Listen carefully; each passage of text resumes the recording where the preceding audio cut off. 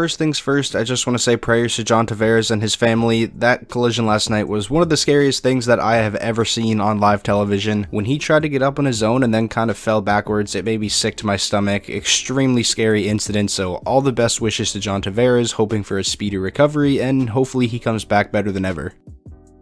Now, even though we aren't all that far removed from the 2021 NHL trade deadline, it was like a month and a half ago, there is already a handful of trades that are starting to pay dividends. So in this video, we're going to highlight some of the best trades from the 2021 NHL trade deadline so far. And again, I know it's early, things can change, but I thought this would be a fun video to make. There are some specific players that I wanted to talk about, especially after one of the performances we saw last night. But before we get into that, if you guys could please go down and drop a like on this video. It's completely free and it supports the channel a ton. And most importantly, if this is your first time checking out the channel and you want more NHL content just like this, be sure to hit that subscribe button. And now let's begin. Starting off the video, and these are in no particular order, we have Jeff Carter of the Pittsburgh Penguins. He was acquired by the Penguins at the deadline from the Los Angeles Kings in exchange for a couple of conditional draft picks. And it was a trade that at the time was a little bit of a head scratcher because it sort of came out of left field. Jeff Carter's name wasn't really brought up a whole lot or at all really when it came to trade rumors around the deadline. But looking back at this trade now, Ron Hextall kind of looks like a genius here. In the 14 regular season games Jeff Carter played with the Penguins after the trade, he had 9 goals and 2 assists for 11 points. He had a 4-goal game in there, so he scored more goals in that 14 game stretch with the Penguins than he did in the previous 40 games this season with the Los Angeles Kings. And his impressive play from the regular season has transitioned over very well into the playoffs as well. Through the first 3 games of the Penguins' first round series against the New York Islanders, Jeff Carter has 3 goals and 1 assist for 4 points. He had 2 goals in last night's game, obviously played a massive part in the Penguins securing that win, and it just seems like this trade has sort of revived Jeff Carter's career. Not that it seemed like Jeff Carter was completely washed in his last couple of years in Los Angeles, but the numbers he was putting up definitely were not all that impressive, and he wasn't really playing for anything. The Kings have been a bottom-feeding team for the past couple of seasons, and now in Pittsburgh, well, he's obviously playing for something. He's a part of a Penguins team that has a legit chance to go all the way this year. And another aspect of this trade that makes it look really good for the Penguins is this isn't just a rental either. Jeff Carter is actually signed under contract through next season as well. I'm sure this has been a pretty pleasant surprise for Penguins fans. I don't think there was really all that high expectations for Jeff Carter coming in. I even said when I reviewed the deadline that I don't think Jeff Carter is much of a needle mover, but he has been so far.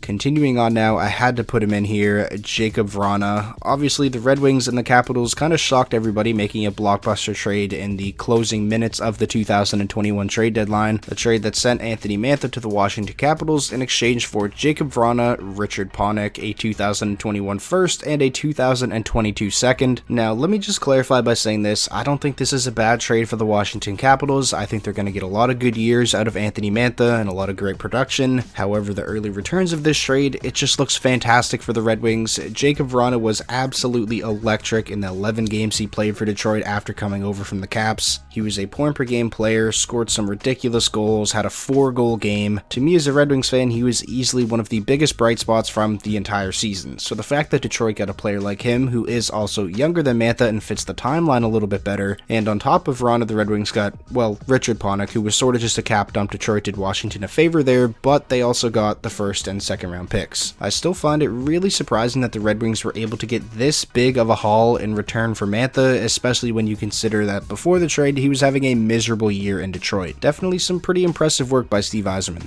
Next up, we have the first of 2 Boston Bruins we're going to talk about in this video. This is a pretty obvious one, Taylor Hall. The Bruins acquired Hall the night before the 2021 trade deadline along with Curtis Lazar from the Buffalo Sabres in exchange for a second round pick and Anders Bjork. We all knew when this trade took place that it was going to wind up being a steal for Boston. In the 37 games that Hall played for Buffalo before the trade, he was shooting 2.3%. That was just unsustainably low. We knew that was going to turn around, and that's exactly what happened. In the regular season games Hall played for Boston after the trade, he shot 16.7%, had 14 points in 16 games, and was a plus 15 in those games compared to being a minus 21 in the 37 games he played with Buffalo. Again, even though we all kind of expected it, it's definitely been a pretty drastic turnaround for Taylor Hall. He's looked very good through the first 3 games of the postseason as well. He's got 2 goals in those 3 games, including a game-tying goal late in the game in Game 2. Now, Taylor Hall is set to become an unrestricted free agent at season's end. It's going to be interesting to see what happens there. I'm really hoping he re-signs in Buffalo. It's been a really good fit, and I mean, it would be nice to see Taylor Hall settle down a little bit and sign long-term and stick with the same team for a little while, because this is what, like his 5th NHL team already, and he's not even 30 yet.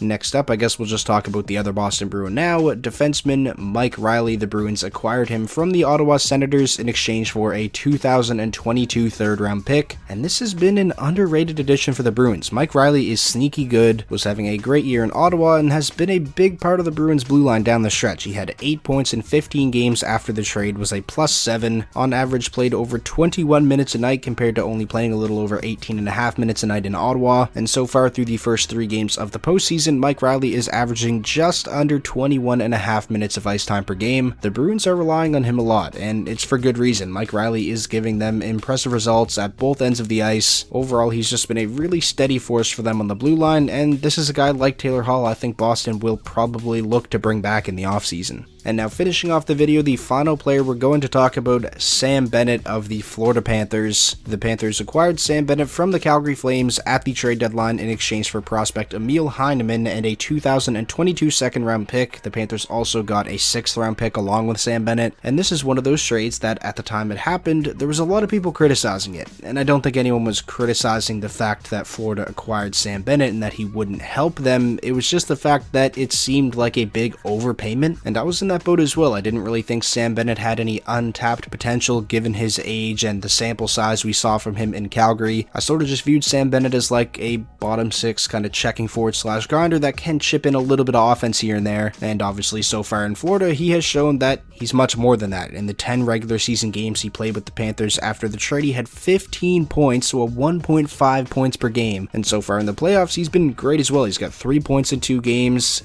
Yeah, he may have cost the Panthers the first game of the series with that stupid penalty and obviously getting suspended, but that's just the way Sam Bennett plays the game. He plays with an edge, and overall Bennett has just been an amazing addition for the Panthers. I think a lot of people, including myself, were wrong about this trade, and Bennett's a guy who is only 24, he's an RFA at the end of the season, and I fully expect him to play a pretty significant part in the Panthers' future. So that is going to wrap up today's video. Those were 5 trades from the 2021 NHL trade deadline that are already looking fantastic. And like I said at the start of the video, I know it is still early and things are obviously subject to change, but given some of the performances we've seen from some of the players we talked about this video in the playoffs so far, I thought this would be a pretty fun topic. If you guys did enjoy today's video, then please be sure to leave it a like. That is the best way to show your support. And most importantly, if this was your first time checking out the channel and you want more NHL content just like this, be sure to hit that subscribe button, and I will talk to you all in the next video.